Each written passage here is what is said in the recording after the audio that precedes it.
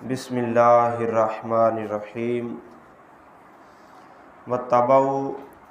ما تتلو الشیاطین علی ملک سلیمان وما کفر سلیمان ولکن الشیاطین کفروا یعلمون الناس السحر وما انزل علی الملکین ببابل ہاروت و ماروت۔ سورۃ البقرہ آیت نمبر 102 ہے، اور اس کے پیروکار ہوئے جو شیطان پڑھا کرتے تھے حضرت سلیمان علیہ السلام کی بادشاہت کے زمانہ میں، اور نہیں کفر کیا سلیمان علیہ السلام نے، اور لیکن شیطانوں نے کفر کیا۔ وہ سکھاتے تھے لوگوں کو جادو، اور وہ جو بابل شہر میں 2 فرشتے نازل کیے گئے ہاروت اور ماروت پر اتارا۔ تو اس آیہ مبارکہ میں اللہ تعالیٰ نے جادو کرنے والوں کا ذکر کیا ہے کہ اس کے پیروکار ہوئے جو شیطان پڑھا کرتے تھے حضرت سلیمان علیہ السلام کے زمانے میں۔ تو اس سے 2 مسئلے معلوم ہوئے، ایک یہ کہ پیغمبروں سے دشمنوں کے الزام دور کرنا یہ اللہ تعالیٰ کی سنت ہے، کیونکہ لوگوں نے حضرت سلیمان علیہ السلام پر یہ تہمت لگا دی تھی کہ آپ کی طرف سے جادو جو ہے وہ پھیلا ہے۔ تو اللہ تبارک و تعالیٰ نے ان کی اس بات کا رد فرمایا۔ اللہ تعالیٰ نے فرمایا کہ اگرچہ یہ جادو سلیمان علیہ السلام کے زمانے میں پھیلا ہے، اور اس کے پھیلانے والے حضرت سلیمان علیہ السلام نہیں بلکہ یہ شیطانوں کا کام ہے۔ وما کفر سلیمان ولکن الشیاطین کفروا۔ اللہ فرماتا ہے یہ سلیمان علیہ السلام نے کفر نہیں کیا بلکہ شیطانوں نے کفر کیا، یعنی جادو کو پھیلایا، لوگوں کو جادو کی طرف لگایا۔ تو یہ اللہ تبارک و تعالیٰ کی سنت ہے کہ اللہ کے نبیوں کا دفاع کیا جائے، اللہ تعالیٰ کے نبیوں کو اس طرح کے الزامات سے بری کرنا، یہ اللہ تعالیٰ تبارک و تعالیٰ کا طریقہ ہے۔ تو اللہ تبارک و تعالیٰ نے اس آیت مبارکہ میں یہی چیز جو ہے وہ نازل فرمائی ہے، اور اس میں یہ بھی ذکر ہے کہ جادو کرنا جو ہے یہ کفر بھی ہوتا ہے، جبکہ اس میں الفاظ کفریہ ہوں۔ اس لیے جادو کرنا اور کروانا جو ہے یہ بہت سخت گناہ ہے، اس سے خود بھی بچنا چاہیے اور اپنے اہل و عیال یا جو بھی اس میں مبتلا ہو اسے بچانا چاہیے۔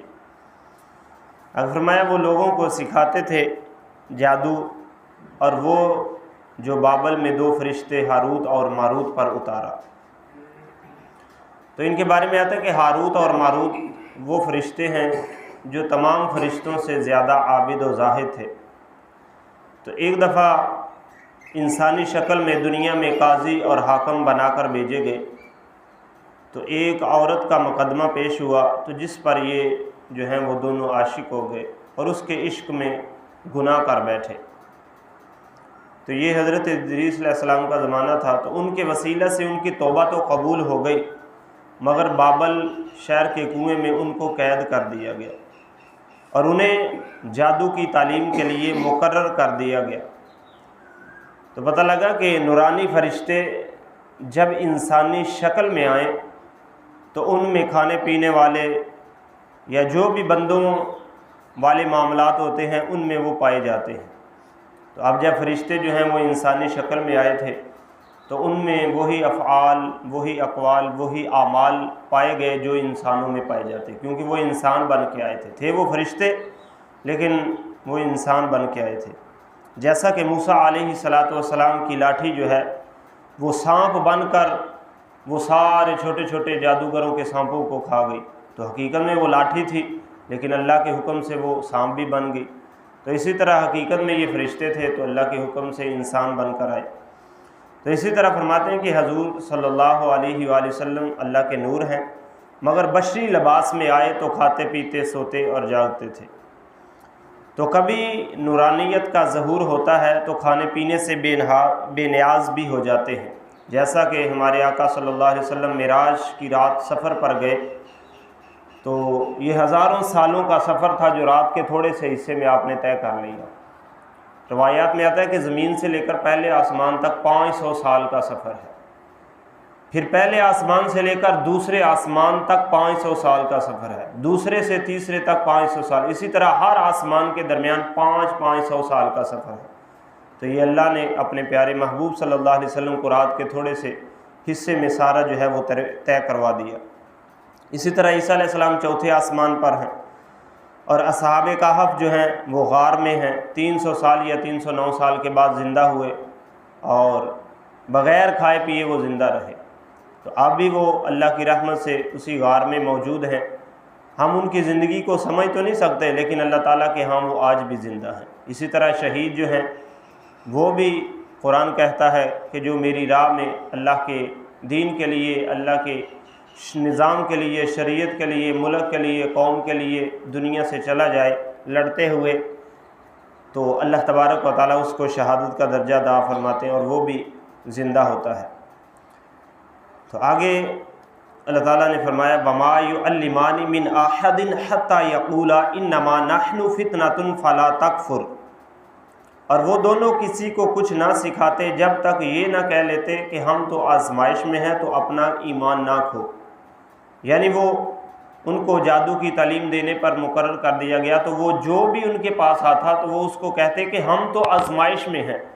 تو تم یہ ہم سے تعلیم سیکھ کر جادو کی طرف نہ پڑھو، اگر تم ایسا کرو گے تو اپنا ایمان جو ہے وہ ضائع کر لو گے۔ تو فرماتے ہیں کہ اس سے چند مسئلے معلوم ہوئے، یہ کہ جادو کے موجد شیطان تھے، فرشتے نہیں تھے۔ یہ حضرات تو جادو میں پھنسنے کے بعد لوگوں کو اس سے بچانے کے لیے آئے تھے، کہ لوگوں کو وہ بتاتے تھے کہ یہ جادو جو ہے یہ ایمان کو خراب کر دیتا ہے۔ تو دوسرے یہ کہ اکثر جادو جو ہے یہ کفر ہوتا ہے، یا تو اس طرح کہ اس میں شرکیہ کلمے ہوتے ہیں یا اس کی شرائط میں شرک ہوتا ہے، اور تیسرے یہ کہ جادو سیکھنا جو ہے یہ یا سکھانا کفر نہیں، جبکہ اس سے بچنے کے لیے اس کی برائی کو بیان کر کے سکھایا جائے۔ ہاں اگر جادو سے بچنے کے لیے اگر کوئی جادوگر کسی پر جادو کرتا ہے تو دوسرا اس کو توڑ کرنے کے لیے اگر سیکھتا ہے اور اس میں بھی کفری یا کلمات نہ ہوں تو پھر جائز ہے، اگر اس میں کفری یا کلمات ہوں یا شرکیہ کلمات ہوں تو پھر وہ بھی ناجائز ہے۔ جیسا کہ شیاطین جو تھے وہ سکھاتے تھے، تو فرشتوں نے بچنے کے لیے لوگوں کو یہ چیز جو ہے وہ سکھائی تاکہ لوگ اپنا ایمان جو ہے وہ بچا لیں، نقصان سے بچ جائیں۔ اگر فرمایا فَيَتَعَلَّمُونَ مِنْهُمَا مَا يُفَرِّقُونَ بِهِ بَيْنَ الْمَرْءِ وَزَوْجِهِ، تو ان سے سیکھتے وہ جس سے جدائی ڈالے مرد اور عورت میں۔ تو اس سے بھی دو مسئلے معلوم ہوئے، ایک یہ کہ جادو میں اثر ہے اگرچہ اس میں کفریہ کلمات ہوں، اور دوسرے یہ کہ کفار بھی نقصان پہنچا دیتے ہیں۔ جب جادو میں نقصان کی تاثیر ہے تو قرآنی آیات میں ضرور شفا کی تاثیر ہے۔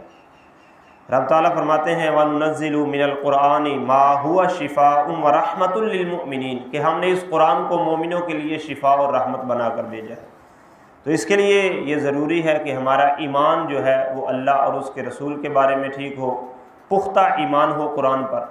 تو آج ہم قرآن بھی پڑھتے ہیں، دیگر معاملات بھی کرتے ہیں، لیکن اس کے باوجود ہم میں وہ قرآن کا اثر نہیں جو ہونا چاہیے۔ تو اس کی کیا وجہ ہے کہ ہمارے ایمان کمزور ہو چکے ہیں، ہم جیسے قرآن پر عمل ہونا چاہیے ویسے نہیں کرتے۔ اگر آج بھی وہ ایمان پیدا ہو جائے جو اللہ نے اپنے محبوب کے صحابہ اکرام کو دیا تھا تو قرآن کی آج بھی وہی تاثیر ہے۔ تو ایسے ہی جب کفار جادو سے نقصان پہنچا سکتے ہیں تو خدا کے بندے بھی کرامت کے ذریعے نفع جو ہے وہ پہنچا سکتے ہیں، جیسا کہ عیسیٰ علیہ السلام نے فرمایا ابری الاکمہ والابرص واحیی الموتى باذن اللہ، کہ میں کوڑ والے کو، اندھے کو جو ہے وہ شفا دیتا ہوں، مردوں کو زندہ کرتا ہوں۔ تو اس سے معلوم ہوا کہ جادو کا علم جو ہے وہ خدائی علموں میں سے ایک ہے۔ اگر اس میں کفر یا کلمات سے بچا جائے تو فرماتے کہ جو جادوگر ہے اس کا کرنے والا مرتد ہے، اور جو جادو کفر نہیں مگر جادوگر لوگوں کو اس سے ہلاک کرتا ہے وہ ڈاکوؤں کے حکم میں ہے۔ تو جادو کو توڑنے کے لیے جادو سیکھنا کفر نہیں جبکہ اس میں کفر یا کلمات نہ ہوں، اس لیے اس طرح کے معاملات سے خود بھی بچنا چاہیے، دوسروں کو بھی۔ آگے فرمایا وَمَا هُمْ بِضَارِّينَ بِهِ مِنْ أَحَدٍ إِلَّا بِإِذْنِ اللَّهِ وَيَتَعَلَّمُونَ مَا يَضُرُّهُمْ وَلَا يَنْفَعُهُمْ، اور وہ نقصان نہیں پہنچاتے کسی کو مگر اللہ تعالیٰ کے حکم سے، اور وہ سیکھتے ہیں جو انہیں نقصان دے گا اور نفع نہ دے گا۔ اور بے شک وَلَقَدْ عَلِمُوا لَمَنِ اشْتَرَاهُ مَا لَهُ فِي الْآخِرَةِ مِنْ خَلَاقٍ وَلَبِئْسَ مَا شَرَوْا بِهِ أَنفُسَهُمْ لَوْ كَانُوا يَعْلَمُونَ، اور بے شک ضرور انہیں معلوم ہے کہ جس نے یہ سودا لیا آخرت میں اس کا کچھ حصہ نہیں، اور بے شک کیا بری چیز ہے وہ جس کے بدلے انہوں نے اپنی جانیں بیچی۔ تو کس طرح کا یہ علم ہے ان کا؟ وَلَوْ أَنَّهُمْ آمَنُوا وَاتَّقَوْا لَمَثُوبَةٌ مِّنْ عِندِ اللَّهِ خَيْرٌ لَوْ كَانُوا يَعْلَمُونَ، اور اگر وہ ایمان لاتے اور پرہیزگاری اختیار کرتے تو اللہ کے ہاں ان کے لیے بہت اچھا ثواب ہے اگر وہ اس کو جانتے تو اس سے بھی دو مسئلے معلوم ہوئے۔ ایک یہ کہ نقصان، فرماتے ہیں آخرت کی تھوڑی سی نعمت جو ہے وہ دنیا کی بڑی بڑی نعمتوں سے اعلیٰ ہے، تو اللہ تعالیٰ عز و جل سے دعا ہے اللہ اپنے حبیب کا صدقہ ہمیں